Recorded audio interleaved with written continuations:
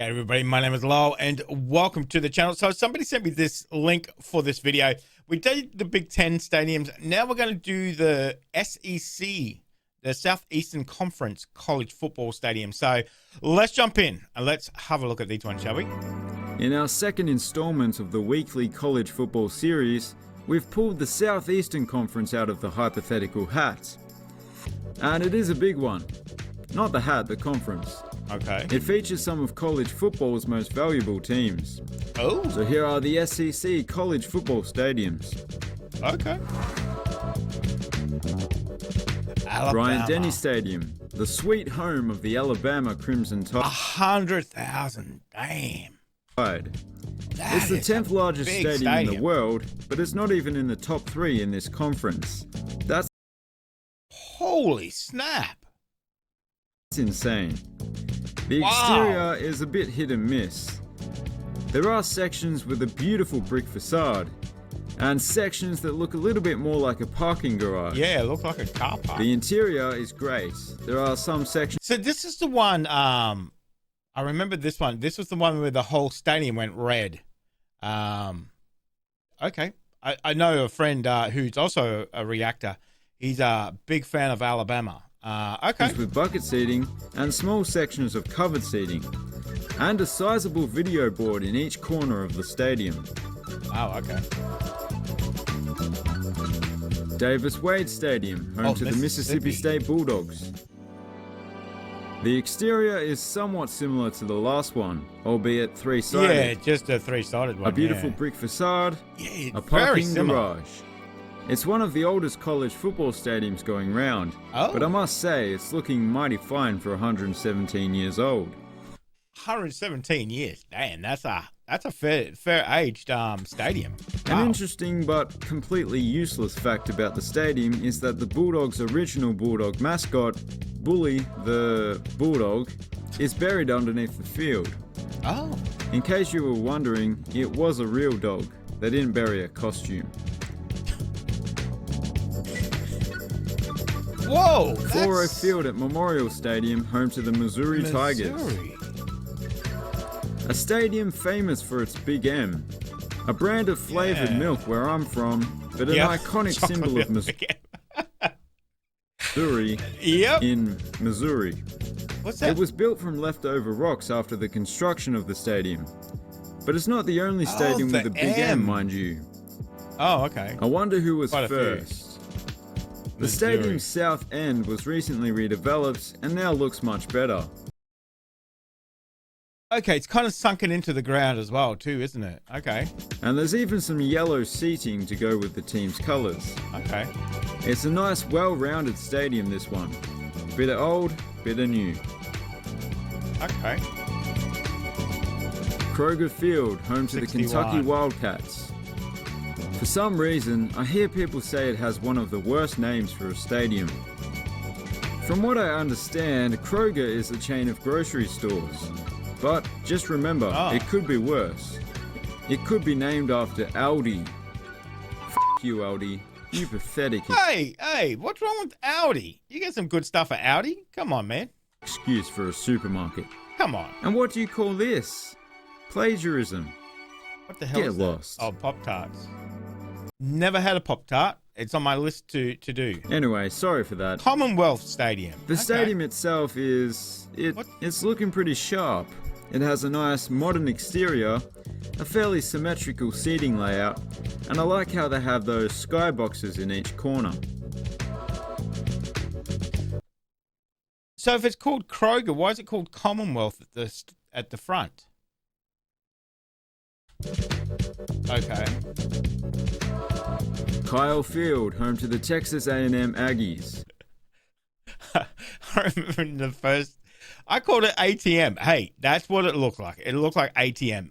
That's how you read it. But apparently the T is big because it's Texas. Texas A&M. Apparently it's not ATM. 102,000. Wow. That's a fancy looking stadium. They say everything is bigger in Texas, and this conference embodies that saying perfectly, because this is the biggest stadium in the SEC. Wow. This one has another stunning brick facade. I know I like there are a that. dime a dozen in college football, but this one is especially nice. I like that. Not quite Doak Campbell level though, but close. Hey. On the inside, it's quite spectacular. There's a nice mix of those maroon bucket seats and bleachers, which traditionally would be stood on rather than sat on. But I guess that's against the rules now. Wow, look at the crowd. I know, I'm always so surprised. It's ridiculous. 102,000. Wow. Oh, Neyland wow. Stadium, home to the Tennessee Volunteers. Oh, It's a very... that's right. This is the one I called Texas originally, so I do apologize about that. intriguing Yikes. looking stadium. Yikes. Parts of the exterior look excellent. The riverside, however, looks a little scaffoldy. On the inside, it's very monochromatic. But I think it's one of those stadiums that looks better. It kind of looks like it, obviously, because it's probably real grass. People are saying if it's not bright green, it's probably real grass. Kind of looks like a swimming pool. Not gonna lie. During the game, Not gonna lie. when it's filled with fans wearing orange and white. Oh, The design wow. is pretty Wow, cool what a as well. difference. You have those typical double-decker stands on the sides of the field. Oh no, it's a cover. I beg your pardon. I didn't see the grass at the sides. It's a cover. Okay. Those double-tiered wraparound semicircle type stands behind each end zone. Oh, and apparently there's a morgue or something underneath the field, or at least nearby. Wait, It's a bit what? of a secret. Very few people have actually had access to it. I hear that some people are dying to get in there. Apart from the obviously horrible humor, is that right? Is that true? Let me know. Let me know. Thank you. No, thank you. Jordan Hare Stadium, home to the Auburn Tigers. Oh, It's quite Alabama a as straightforward stadium, this one. There's Okay. no extravagant exterior or anything like that. And the I like interior the is fairly shape of typical it, as well. What to say about it? Well, it has a larger capacity than its City of Auburn's population. But that's not uncommon in college football. Yeah, that's surprising, isn't it? You know, your football stadium can hold more than that's in your. Obviously, there's going to be people from out of town, but okay.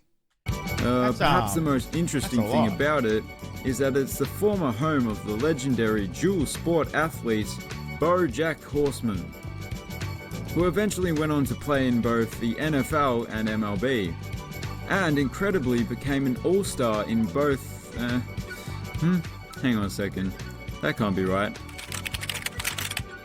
Oh, Bo Jackson. Of course, no horse. Donald W. Reynolds Razorback Stadium, home to the Arkansas Razorbacks. The exterior on this one looks fairly modern, with plenty of glass being used. Not bad. On the inside, it's a tale of two end zones. One has 3 tiers of bucket seating, the other has no seats at all. Well, I should say had I like the field. I like that Razorback on there too. Okay. no seats, Nice. because it looks like this now after it was expanded. And I gotta say, it makes a world of difference. Not just to the capacity, but it just ties the whole place together, and it takes it from a good stadium to an elite stadium. Wow, that's pretty high up there, isn't it? Oh my god. Sanford Stadium, home to the Georgia Bulldogs. Oh. The stadium was built in a small valley and actually sits on top of a creek. There's something satisfying about the way it looks. The way it's nestled into that small space, with barely any wiggle room. So that's another team in the same conference called Bulldogs as well.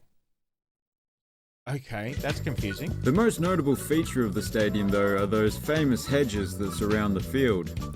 They have been there since Hedges? 1929, but they aren't the original hedges, of course. It turns out hedges are not immortal. I think it looks great, and I'd like to see more of it. But of course, if anyone else were to plant hedges around... Why hedges? What's going on with the hedges? There must be a story behind that. Let me know. There must be a story. their field, then they would get called out for copying Georgia. So it's probably not going to happen. Why would you have hedges? Oh, there's somebody else that did it?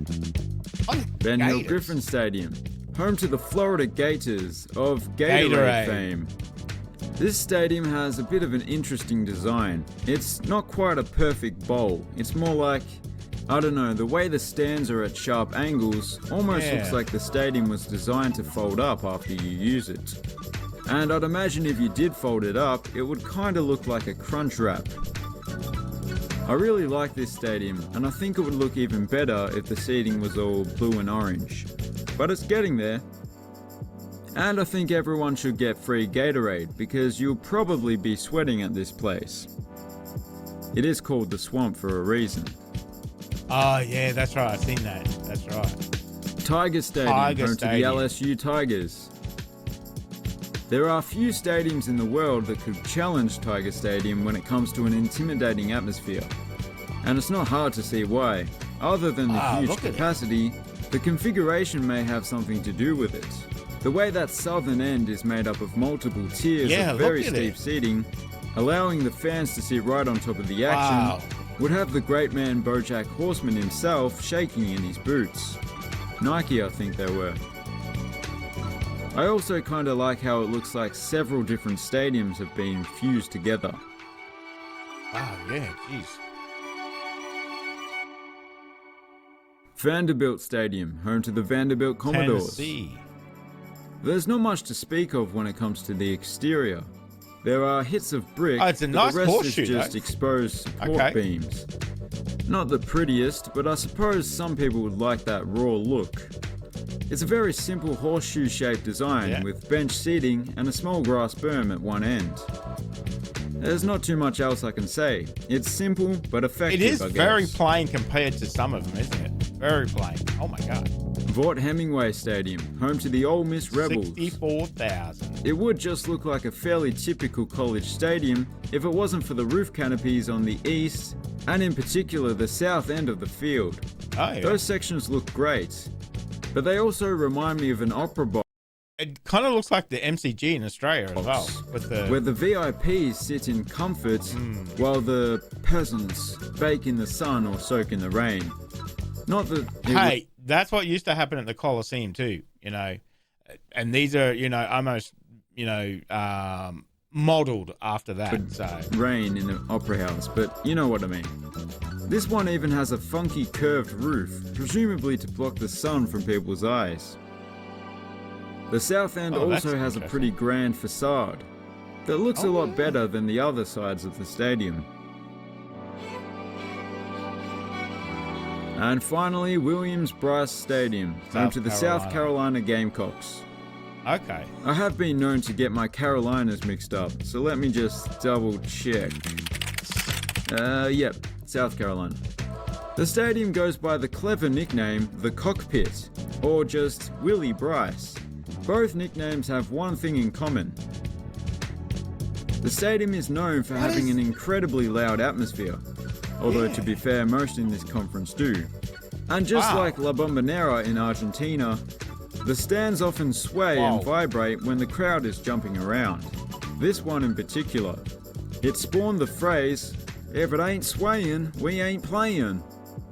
The stadium itself looks quite modern, and if it had bucket seating, it wouldn't look out of place in the NFL. I think it's that lighting setup that makes it look newer than it is. That's some fancy lighting. And those were the Southeastern Conference college football stadiums. If you enjoyed the video, please consider subscribing. We'll be going through a new conference every week. Thanks for watching. Good. Have a good one. So we can come back and check out some more of them too. So some big stadiums in that one. Some very fancy looking stadiums to some very plain stadiums as well too. So and even the plain ones have their own charm as well too. So as he said, he's got some more videos. So we'll be dipping in and out, looking at some more conferences as well. So we've done the Big Ten. Now we've done the SEC. So now we have to look at some more. If you've got one in particular you want to look at, let me know, and we'll have a look at his video. So obviously massive shout out to him as well too. So the Wild World of Stadiums is the YouTube channel name. So he does a good job. So humor's a little questionable, but apart from that, you know, he does a good job. So, so let me know what you thought of that, guys. Fantastic video. We've definitely got a long way to go in our journey of American college football. Hopefully you guys are enjoying it. If you have a suggestion for a video, let me know in the comment section there, guys, and we'll definitely have a look at it. In the meantime, make sure you stay safe, and I'll definitely see you in the next reaction video.